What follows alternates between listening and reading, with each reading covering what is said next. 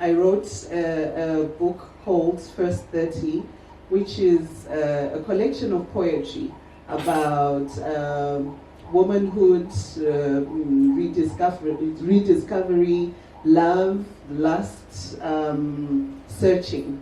So in my quest to write my book, initially the idea was just to write a book and have people read it.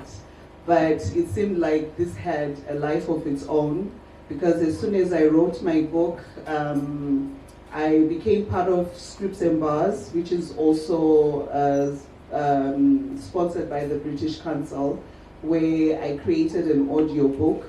But as I was writing and creating these books, I realized that there were so many challenges in Zimbabwe.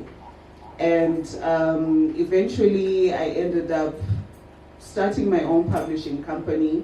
At first I thought, okay, maybe we need another publisher. But through the different research and the market studies I was doing, just for my business, I realized that we have already a lot of these small publishing companies and people who are helping self-publishers to create these books. So I began to question what was lacking within Zimbabwe and countries in Africa for us to sort of like have something that is more, for us to take the business of books seriously. So my publishing company evolved to a distribution company, and I got involved in this research. So it was very exciting for me, because the different things that we found, in as much as there are challenges in Zimbabwe, there's still a lot of opportunity for growth. So obviously we have been contending with economic challenges. So that has affected a lot of our industry, including the publishing industry. So this in turn obviously affects our sales and just how we publish our books, the quality of books that we come up with. We've also noticed that in recent times, literary classics such as The Animal Farm have been translated into Shona, which is also promoting indigenous languages, as well as Never's Conditions, I think was translated into Shona. And the publishing sector has evolved significantly over the past 2 decades. Does your story matter? Huh? Does your story matter? It does. If it matters, let us hear more from Mono Mukundu. Good morning. We are happy to be here, and my wish is to have this session as laid back as possible, so that we can have much more from Mono, and so that we could have much more from the floor. The gentleman that I have here needs no introduction, especially in this town and in this country. Mono Mukundu, musician, writer, teacher, all rolled into one. And the topic is going to be My Story Matters. And this is very critical in my view, because he has just written his story entitled Following the Melody. It's a new book, and I had the opportunity to edit it. Last night, Brian Garusa phoned and said the person who was supposed to be interviewing Mono had suddenly fallen sick, and immediately I was appointed. I agreed, because those who appoint also have the power to disappoint. I'm glad to be having Mono here, because we are age mates. Was born in September 1970, which makes him 5 to 6 months younger than I am. My story matters, Mono. My story matters. but have you ever been thinking about the risk of telling your story, whether it be autobiography or a memoir? When your story goes out there, how much anxiety or excitement do you have when we read your story and you're talking about so many things, like picking a venereal disease somewhere out there in Harare and so on? It's just that the anxiety or the excitement of knowing your story is out there. How do you handle it? I think it is more riskier to not write your own story, because I'm sure we've seen a lot of musicians who did not write their own stories, and then later on other people wrote the stories with a lot of distortions, additional material that was not necessary, that was unwarranted. So I think it is better for you to write your own story so that it won't be rumors, because at times if something comes out as a rumor, it's more dangerous than when you say it on your own. Yes, Mono, but I want you to zero in on personal anxieties, knowing that your father-in-law knows you did 1, 2, 3. Your grandmother now knows that maybe the lady you married was not the most beautiful woman and so on. How do you manage the anxieties? And there are so many authors here, sometimes they put down their pens because of the fear of these personal anxieties. How do you handle that? We want the technique from you. The reason why he's asking that is if you read my book, I'm very candid. I don't mince my words. I wrote about everything, about how I got sexually transmitted diseases, how I was into this, I was into that. I wrote everything. So that's a very good question, Mr. Chirere. I think it comes with somebody's character. Because if you watch my interviews and my speeches, I'm always very candid. I even get in trouble at times with the other time I was in trouble with my sisters.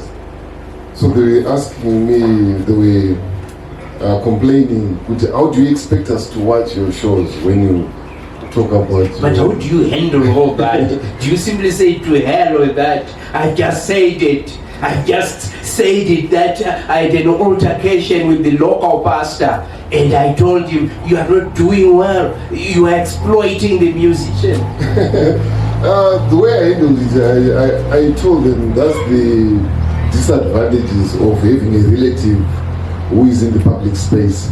Because I believe that the truth will set you free and half truth will bind you further. So if you're expecting to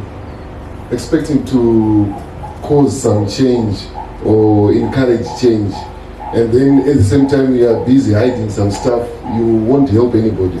Because the reason why I wrote this book was to show the younger generation the paths that I walked, the mistakes that I made, and how they can be avoided. So if I avoid those mistakes and try to airbrush them and sanitize them, they won't help anybody. So my mission is to help the younger generation to see the mistakes that I've made and the dangers of the mistakes and how to avoid them. I think that's one of the reasons why, if I look at all the guys that I started music with, I'm the only one who's still alive. Look at this one, Mono. You are so far the only musician in our country who has done an autobiography. I want you to be more specific. What was the inciting incident?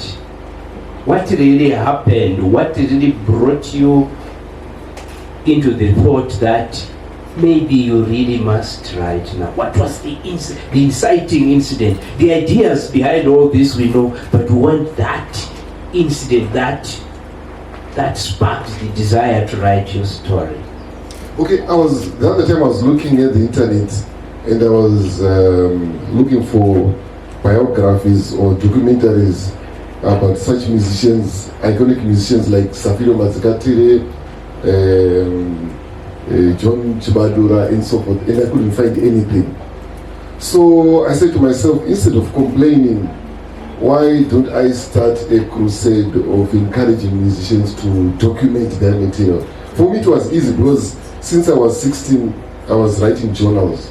So my life is well documented from the time I was 16. I'm sure if you watch my interviews, I always mention the dates, the accurate dates. I can tell you the date that I met my wife, the date that I did this. That is true, and you will discover that in this book he is also showing us his grade 2, grade 3 report.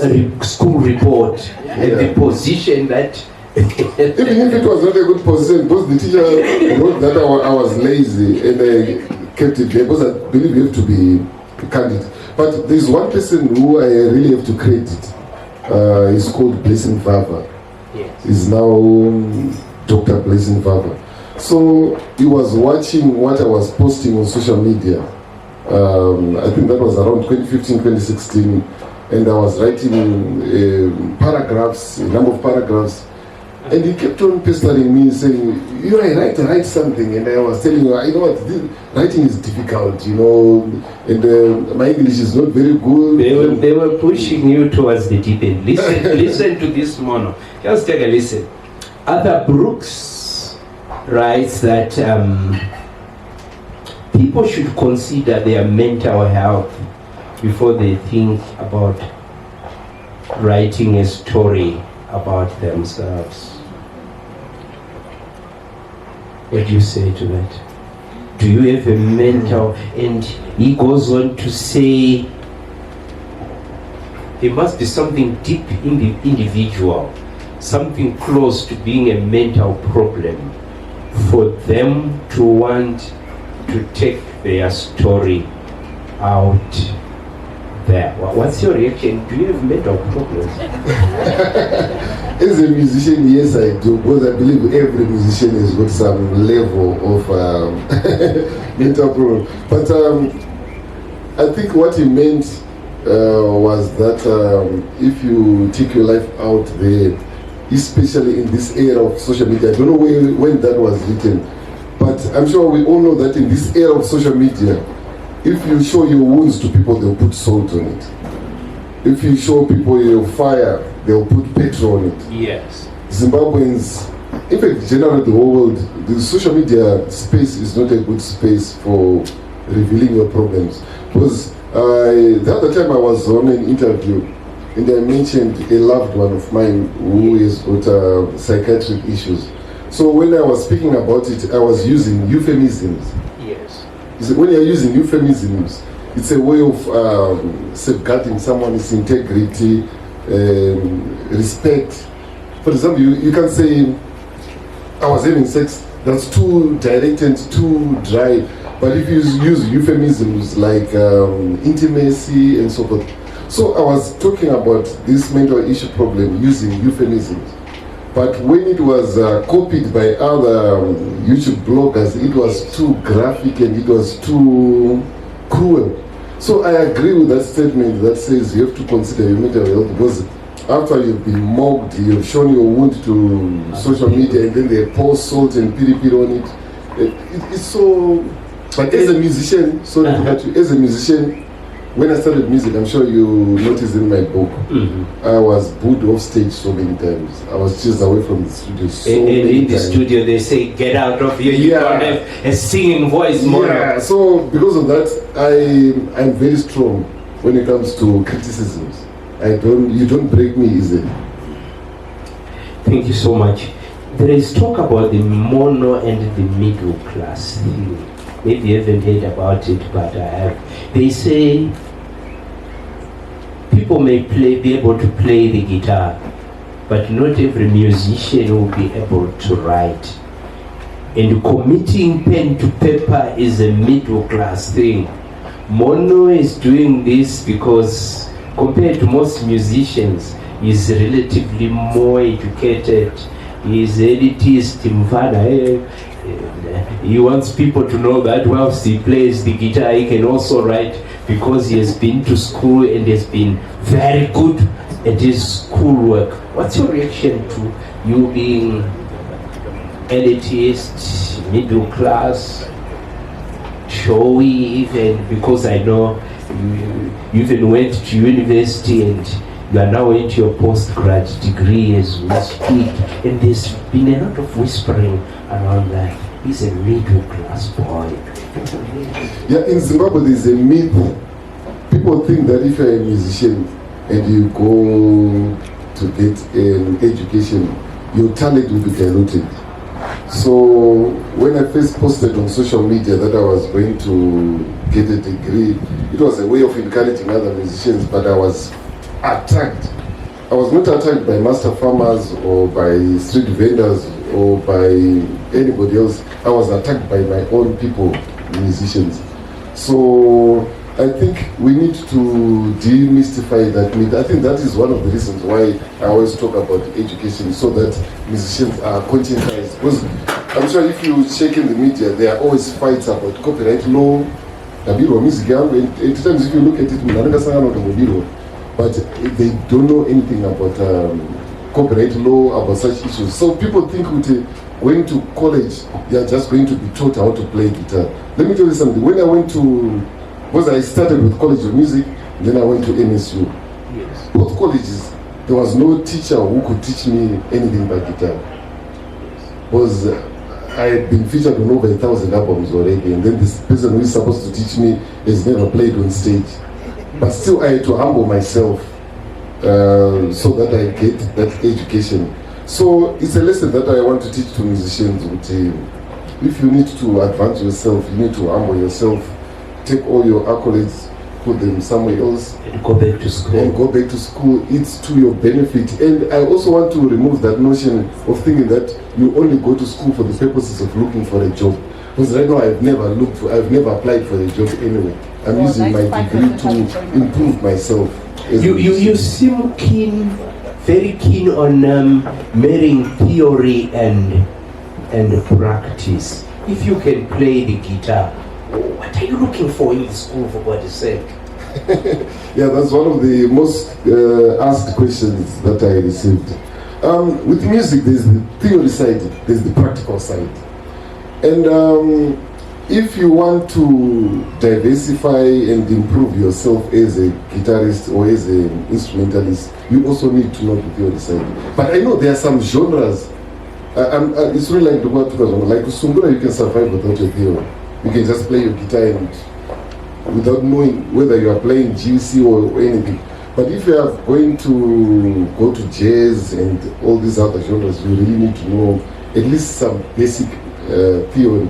But with me, I usually do not do things half-half. I want to dive in deeper. That's why I had to get an ABRS and grade 5 music theory certificate and go deeper into music theory so that I become a complete musician in my view of a complete musician. Yes, we have your book here now, complete, colorful and all that, following the melody. Tell me, which parts of this book were most difficult to do and why? And which parts of this book were the most joyful to do and why? Okay, the most difficult parts are the embarrassing parts. Like those sexually transmitted diseases. That was very embarrassing, but I said, you know what? I will write it. I'm going to write it anyway. Yeah, and then the most exciting parts are like when I met my wife.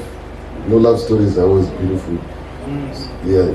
She sympathized with you and you were stunned that a woman can fall for a guitarist. Yeah, because during my time, we were age mates. Yes. And during our time, it was difficult for a musician to get a normal girl. Musicians were known to date prostitutes only. Yes. And that's why most of my peers passed away. So I remember my very first girlfriend, she dumped me because her friends were laughing at her. You are dating a musician, you are going to die of AIDS. So when I started dating my wife, instead of people feeling sorry, feeling happy for me, yes, some people were close to me. They actually went to my girlfriend and said, you know what, look for a better boyfriend. Leave that guy alone. Some of them were even my relatives. They were telling them, look for a better boyfriend. He's a musician. He will die of AIDS. But guess what? We got married in 94. That's 30 years into marriage. We're still together, 30 years. Thank you very much. Thank you. In this groundbreaking semi-autobiography, renowned music producer, music and author Mono Mukundu traces his life in Zimbabwe's often turbulent music industry. You even went on to talk about your time with Oliver Mtukudzi and the decision, what guided your decision for you to join Oliver Mtukudzi and not Thomas Mapfumo, because the two guys were looking for the same guitarist. Imagine. Oliver Mtukudzi, I've always appreciated his professionalism. And one thing that I didn't like the idea of joining Thomas Mapfumo was living outside Zimbabwe. I've never liked living outside Zimbabwe. Yes. I've traveled over 30 countries around the world, but every time I've never overstayed in any one of those countries. So I loved both artists, but my main decision for avoiding Thomas Mapfumo was the fact that he was living in the United States and Oliver Mtukudzi was living in Zimbabwe. Yeah, and I didn't want to live outside Zimbabwe. I just want to visit, get the money, go to Chirere. What were your days with Oliver Mtukudzi like? Because I know that you explore all that in this book. Could you just give us a teaser? You know, people are talking about Oliver Mtukudzi nowadays. And here is a man who traveled and ate with Oliver Mtukudzi for years here and abroad. Oliver Mtukudzi was my best boss ever. And I'm happy that I told him to his face, Chiundura, you've been my best boss ever. Even up to now, besides my mother and my guitar teacher and my young brother, Manus Pablo, so all those people have passed away, is one person outside my family besides my music teacher that I still dream of today. Because I learned a lot from him. Even the studio that I'm running right now, I got it because he was paying me well. And I even told him to his face. So working with Oliver Mtukudzi was like working for the national team. Because he so far is the biggest export we have ever exported in Zimbabwe. And I learned a lot in terms of how to treat your subordinates. Because we could joke with him, but he was a massive superstar. So I really learned a lot from Oliver Mtukudzi, and I'm really hurt with the way people are disrespecting him. Because I think those are family matters which should be dealt with. It's none of our business, it's none of everybody's business. I know Zimbabweans are now very, in fact, I was very impressed with how holy Zimbabweans are. Because everybody seemed to be so holy. Oliver Mtukudzi was not a good father. Hey, Oliver Mtukudzi this. So I was shocked. It's nice. So this country is full of holy people. It seems everybody on social media. So they are saints. They don't have skeletons in their cupboards. I was very impressed. Now, look at this. Oliver Mtukudzi is looking for that teacher at Prince Edward, and the manager is looking for that other guitarist that we heard about. You want to go into that story? You were almost a ghost. Yeah, it's interesting. They didn't know they were talking about the same person. What does that tell you about yourself and about music? Okay, let me tell them what happened. What happened is Oliver Mtukudzi's guitarist, Pilani today, very fantastic guitarist. He had fallen sick, he couldn't go on tour. So they asked people, where can we find a good guitarist who is familiar with Zimbabwean traditional music and who is also familiar with a bit of jazz and everything? Because they would find somebody who is good at traditional music but they can't play jazz. Someone who plays jazz but they can't play Zimbabwean traditional music. And a number of people were told to look for Mono. And then the other time he came, I was teaching at Prince Edward School. We were supposed to do a show with him, with the kids. So I was teaching the kids how to play Oliver Mtukudzi's music, and he loved how I played. So he was saying, if I don't find this Mono, I'm going to look for that guitar teacher at Prince Edward School. And then Debbie Metcalf, a friend of mine, Blessing Parusa, who is Dudu Maninga's husband, she gave Debbie Metcalf a cassette tape of me playing guitar and he wanted her to organize a recording contract in South Africa for us. So Debbie Metcalf was saying, okay, if we don't find Mono or that guitar teacher at Prince Edward, we're going to look for this guy on this video cassette. So when I walked into Oliver Mtulu's office at Debbie Metcalf's place, they were surprised that all those three people was one person, and my name Mono means one. Thank you so much. We have Clive Mono Mukundu. Now, Introduction. Good morning, everyone. Readers, leaders, writers, all protocol observed, as ministers would say. So I'm not normally the one to open anything. So please bear with me. I'm a bit nervous. It's my first time to give a keynote address. And it's also an honor to be able to come here this morning and speak to you all at the 3rd Open Book Festival. I met Brain a few years ago, and it's been a pleasure for me to watch Brain grow the bookstore to this level where he can now start hosting events of this nature. And I know I'm involved with a lot of literary festivals, and I know it's never an easy fate. And so I applaud you, Brain, and your team behind the scenes, everyone who's worked to make this a possibility. I've been asked to address the theme for this year's festival, which is necessary conversations. So I'm sure you've all heard those famous 3 words, can we talk? Okay, so unless it was Tevin Campbell, I don't know if you know Tevin Campbell. I'm giving away my age now. And I'll sing, like Mono, I can't sing Mono, but I'm not embarrassed to sing. But he had a song, it says, can we talk for a minute? Yeah, you see why I write now and I don't sing. Yeah. So can we talk is normally, when we say can we talk, it's normally a threatening. Those words scare people. People either run to the hills, they ghost you, or they blue tick you. You never ever, get a follow-up or engaging conversation whenever you say, can we talk? But those words always signal that there's something important that needs to be said, that needs to be discussed. And so, as a writer, I can say that I can and have used my craft to have those difficult conversations that people always try to run away from. And I don't just have those conversations with myself. Hopefully, the conversations carry through my writing to also the readers who read my books. And so, when, the biggest compliment you can pay a writer is to buy their books. But it doesn't just end there with the buying.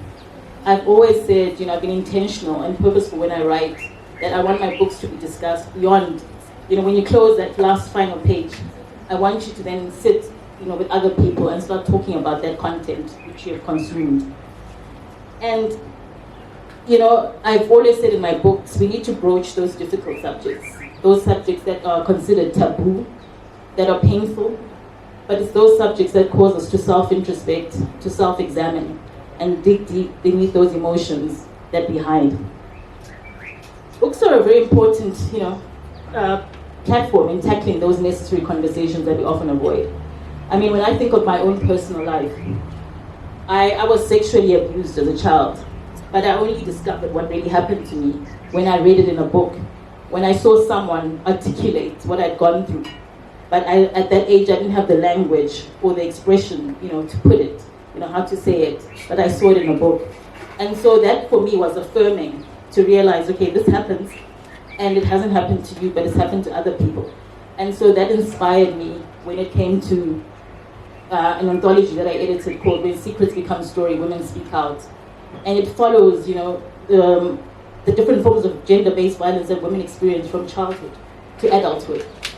And I thought that is important, to be a conversation starter, because when abuse happens, there's a lot of shame and secrecy around it. But books like that and stories like that help people to realize, okay, I'm not alone. There's someone else who's also experienced the same thing. In my debut novel, which came out in 2012, The Polygamist, it was a really fun and entertaining book, but it also tackled some, deep things as well. And in that book, I really wanted to start a conversation about other women, the small houses.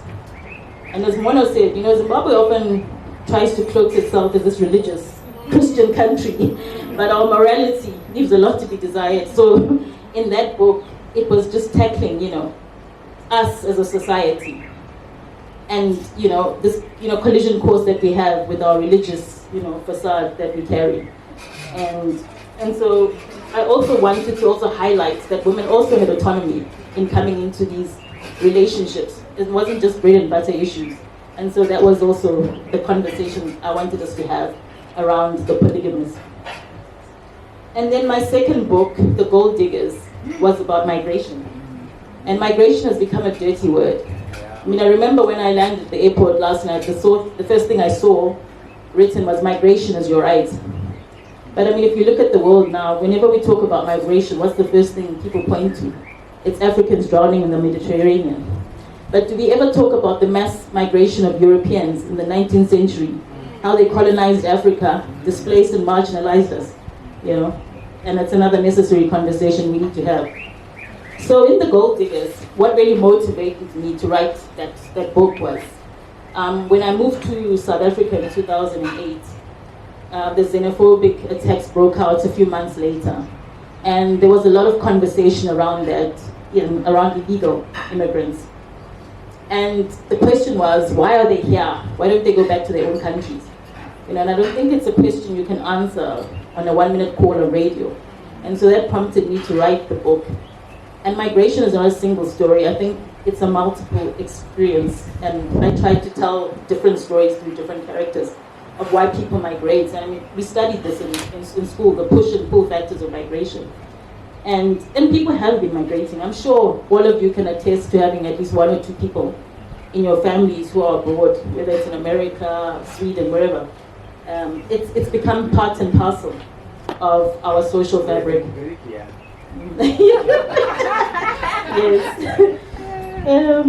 And so the joke used to be, if you throw a stone, it will land on a Nigerian. Now it will land on a Zimbabwean, because we're everywhere. And so that's another necessary conversation we need to have. Like, people have moved and migrated. Now the question is, why aren't people coming back to come and build the country and reinvest in it? And that's another necessary conversation that needs to be had. And then in a family affair, I tackled the subject of families. And sometimes our families can be the most toxic of all people that we know. And some of our families are also very dysfunctional. Yet we always try to project this facade of perfection. And so in a family affair, I really go into the family and the things that we hide and bury under carpets. And yet in the Bible, the first family we meet is dysfunctional. Didn't Cain kill Abel? Yet we all want to be perfect, but there are no perfect families, and there are no perfect people. And also in a family affair, I try to touch on the subjects that we run away from, like trauma.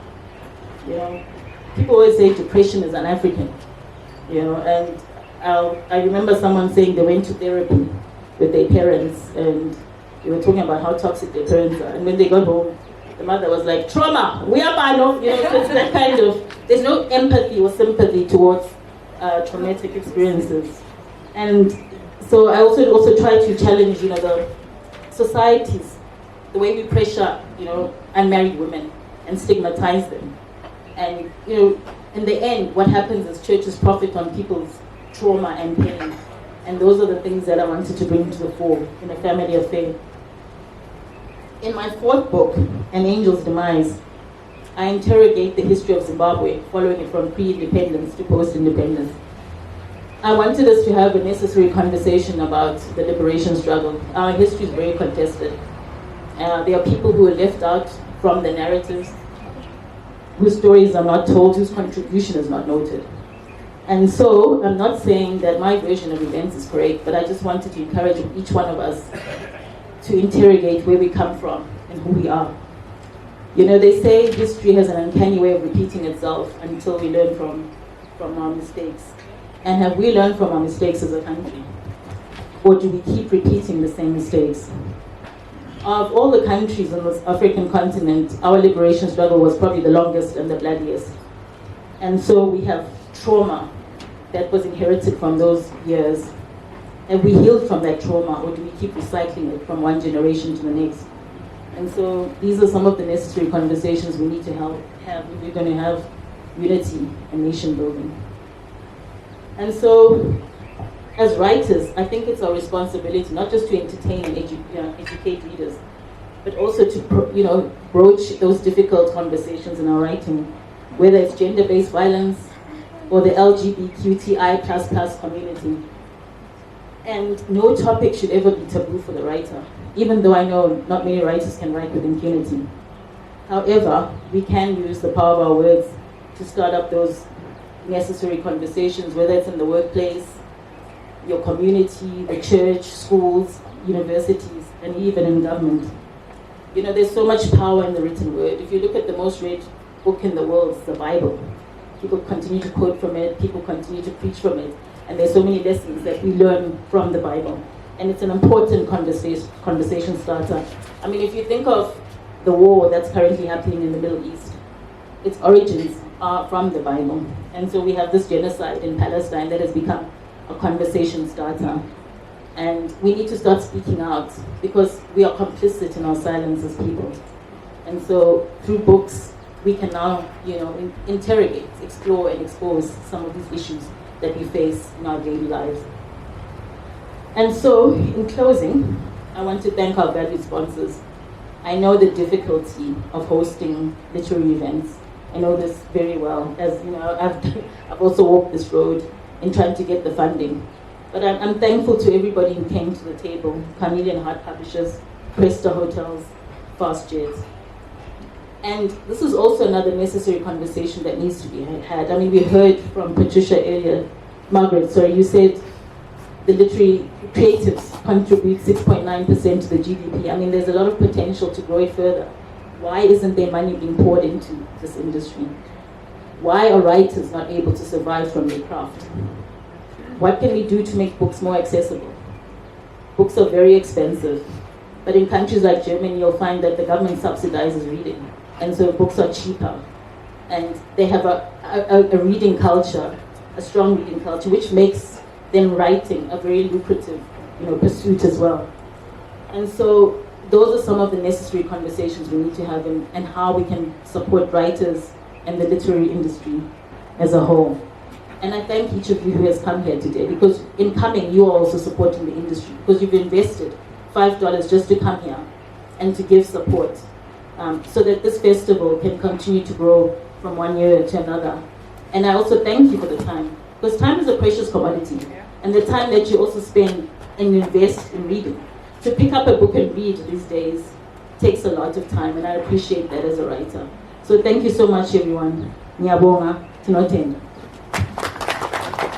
Ndingangotange ndichiti chokutanga chamusati maziva chandoda kuti muzive ndochokuti zvakawanda zvacho zvamamuda kuziva pano, zvimwe zvacho ndichazvibuditsa mudocumentary kana kuti mubhuku randiri kunyora, randichanyora rine zvakati kuti zviri mubhuku mangu.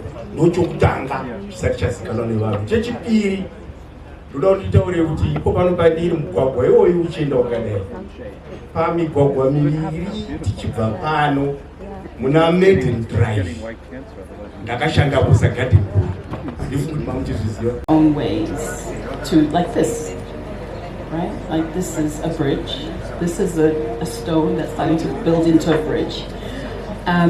So that's as far as I can go with answering your question. If I situate the question in Australia, we have people from all over Africa, and we speak in Australian English. So probably for us it's then a question of going back to indigenous languages or incorporating indigenous language as well. And then the question then becomes for us as well, another layer is we're operating in a dominant white culture publishing industry, but we have black indigenous folks who have very similar culture, customs to our own as well, So we're having those discussions with indigenous folks in Australia.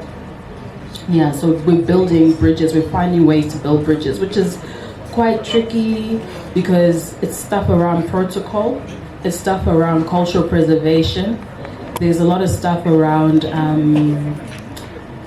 cultural theft is a huge thing, cultural misappropriation is a huge thing in those spaces. And so even when we as Africans engage with Aboriginal folks or Torres Strait Islanders, sometimes they go, hey, that's our dance. Hey, that's the way we put on our traditional makeup. What are you doing? You're stealing our stuff. Well, no. We do this too, right? So then there again, there's a bit of like colonial trauma because our stuff is always being stolen and misappropriated and used by the dominant culture in ways that are, where it's like archiving, when things are taken and put into museums, right? And then they lose their meaning and their sense. And so that's part of the healing process that has to take place. So that's what we're finding with bridge building. That's where we're at. And as we head home, I'm going to play you Iraine Sumwari Baba. And yeah, Mwari Baba ndemikose kwa mchaina.